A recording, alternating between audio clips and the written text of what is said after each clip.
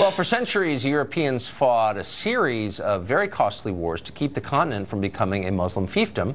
Now Islam is poised to take over peacefully through the simple force of demographic change in Western Europe. A recent study by Pew found that even if all migration ended today, Sweden, France, and the UK would all be about 10% Islamic in 2050. But if the continent experiences high migration at the levels currently underway, by 2050, Sweden will be 30% Muslim, Germany will be 20%. Rizwan Jaka is a board member at ADAMS. It's the All Dulles Area Muslim Society, and he joins us now. Rizwan, thanks a lot for coming on. Tucker, thank you, and Merry Christmas. Merry Christmas, thank you.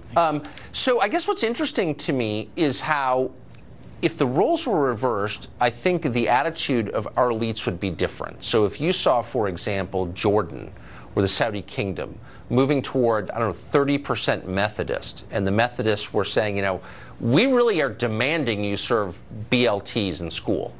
You know, no bacon, we change your rules. People would say, well, wait a second. No, you go to someone else's country, you conform to their culture. That's the opposite of what we're seeing in Europe, and I wonder why.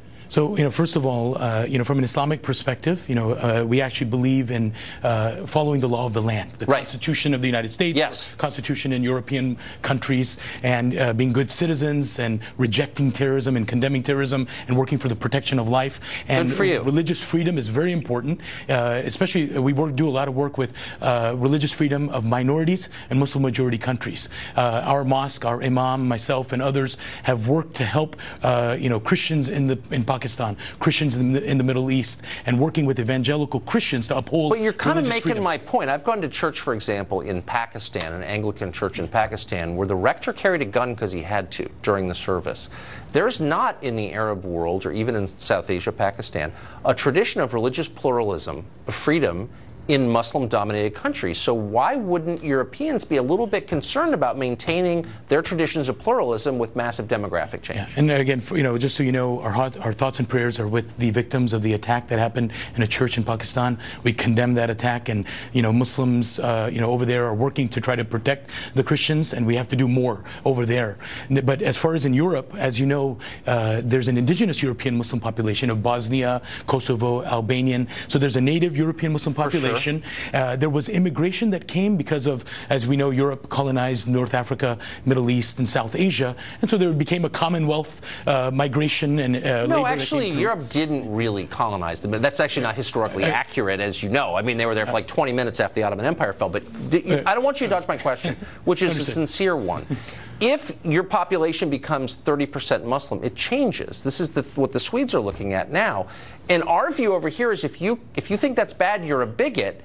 And my question is, are there actual concerns? Can you have a pluralistic society, a tolerant society, if it becomes majority Muslim? Will Christians be treated as they are now if the society continues to change at the pace it is? Yeah, if you look at, first of all... Do you agree that's a fair question? I know, it's a fair question, and we actually host European Muslim leaders, European governments. They come to our mosque to learn about how American Muslims are integrating into society. Right. We talk about, good citizenship. We talk about counter-violent extremism, counter-radicalization, as well as to, have, good commitment to the country. And so this is something that the Muslim communities in Europe are working on, Muslim leaders there, as well as the governments and law enforcement. They want better But is there any Arab country, overwhelming majority Muslim country, that's actively welcoming Christians and Jews? Oh, so I mean, if you look at Muslim majority countries like Indonesia, like Malaysia, you have no. I meant right. So, but is there an Arab country that's actively welcoming Christians and Jews? I mean, so the way that Europe is as far as like if you look at, Jordan is a good example. Some of the Gulf countries are working to, like some of them have built churches within their countries itself. There is work that needs to be done, and we are advocates for that Muslim majority countries, Middle Eastern countries, must do more to be welcoming to all faiths and respecting all faiths. So that is something we're working on, and there's a journey that we all have to work on together. I don't have an argument with you there, and good for you for doing that. I think you're doing God's work if you're doing that. Right. So thank you. Thank you. Peace be with you. Peace be with you. Philadelphia thinks it's found a solution to the murder problem there. Get rid of the bulletproof glass that drives men to murder. It's unbelievable. That story's next.